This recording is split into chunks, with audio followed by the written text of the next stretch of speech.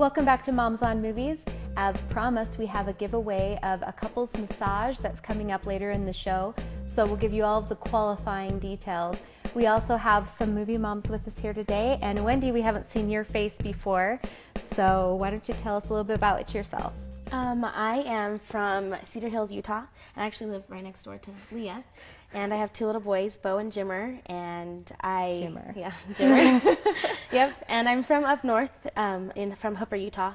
I'm a big family up there, and we're pretty close, so. Yeah, I hear you're from a girl family. Yeah. Was it all girls? There's 5 girls, and then my little brother, he's 10 years younger than me, and I'm the oldest. So he was a surprise happy baby for my father. He was really happy about that. So they're all girls, but they're all athletes. They're all professional volleyball players. Yeah, so. Well, they're all playing, and all of my sisters have gotten scholarships in their colleges they want to go to. Wow. And my sister just played at state, and she did amazing. So yeah. That's great. And then Leah, of course, we've seen your face before. Yep. I also obviously live really close to Wendy. I'm actually originally from Canada, though. I'm Canadian. My husband's American. You would think that we would be two peas in a pod, not very different at all, but in actuality, there are weird little things that crop up. So whenever we butt heads, we like to call it our international conflicts, and but usually we get along pretty well. I like it. My mother was American. I was Canadian. My father was American as well. Yeah, so you know all about the. Yes, I do.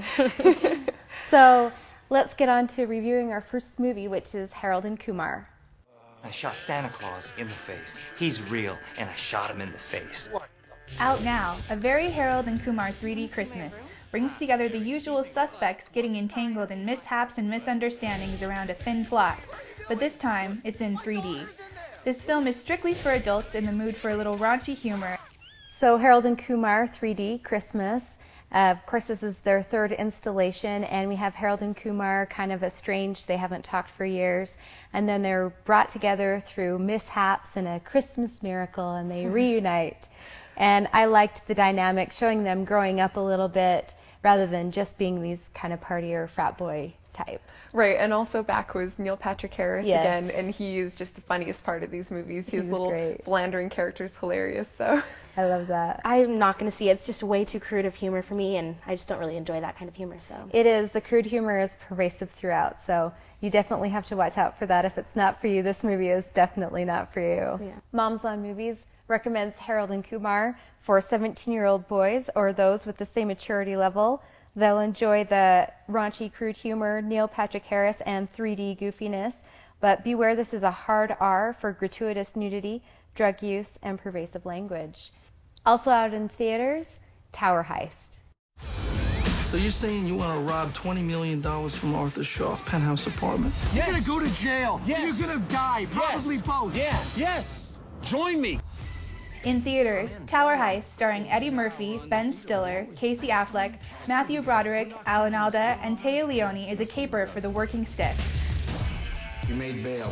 Tower Heist brings this ensemble cast together, and they're all funny in their own right, but I have to say I really enjoyed Eddie Murphy. He's back. He's finally making something that us adults can laugh at again. yeah, it was good to see him come back from all of the kid movies that he did. Yeah. And I like the working class gets back at the guy who scams them and takes Yeah. their money, and that's what I would want to do if it was me. So it was good. Yeah, that aspect of it was really fun. I did a little bit feel like they were beating it to death a little bit, like with all the comments of we're working stiffs and all the comments of, oh, bring me my coffee, you slave. Like, it was Yeah. a little over the top for me. Yeah, and I mean, I don't think this movie was meant to be subtle. It's one of those that's a little bit over the top. I have to say, though, I enjoyed Ben Stiller's performance. It seems like in other movies he gets a little bit too angry or a little bit too high-strung, and here he played more of a balanced, relatable character. And so I enjoyed that part. Yeah, that's true. And I wouldn't exactly put this on the level of Ocean's 11, No, but no. the twists and turns were still pretty good. The heist aspect of the film was still really fun. Yeah, there's some pretty funny stuff where the maid runs out. It's just funny. Yeah. Don't spoil all the best parts. Sorry. That's why I kind of stopped myself. So. Gotta go watch it for yourself. It's hard not to talk about it more. For sure. Moms on Movies recommends Tower Heist as a date night movie when you're in the mood for some comedy and revenge. It has good pacing and it's consistently funny, keeping the movie entertaining throughout, but beware of some sexual content, language, and stealing.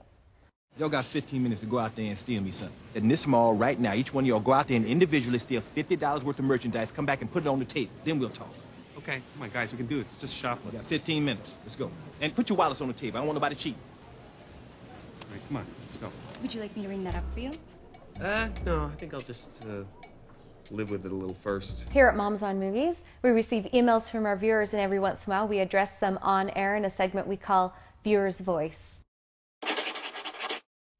This week we received an email from Joanne in Cottonwood Heights, and she says, "We allow our 11-year-old to watch some PG-13 movies, but they seem to have such a range with allowable content. How can we know what's in a PG-13 without having to see the movie first?" I wanted to address this with Tower Heist because I felt like it was a real PG-13 movie that you would definitely need to be at least 13 to see, but I wouldn't recommend it for someone younger than 15, 16, in that range.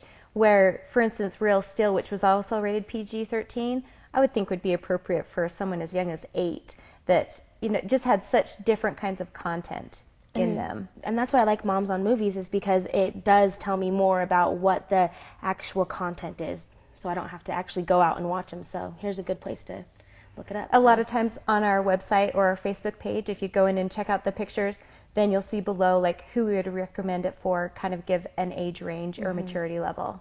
Yeah, that's really helpful to get a better idea, because some PG-13 really should be PG-16. I wish they did have that, because Footloose was another one that I wouldn't have a 13-year-old watch. And so there really is such a range, and especially with the holidays coming up, there's a lot of fun holiday movies, and you never know, is this one okay for my kids or not? Yeah, and it depends on what they're actually showing, like if it's against robots or if they're like killing robots or killing people. There's a big difference in that kind of a situation. Fantasy movies are never as bad as real life movies.